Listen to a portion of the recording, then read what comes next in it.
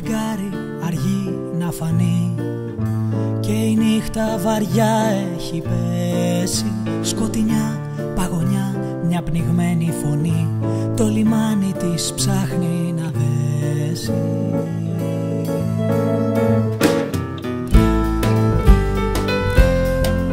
Θέλω να βγω να φωνάξω δυνατά πως η ζωή δεν είναι έτσι όπως μας λένε. Σε παραμύθια να χαθώ και σε ένα ψέμα μπροστά, μα δεν ξέρω στα αλήθεια ποιοι φταίνε.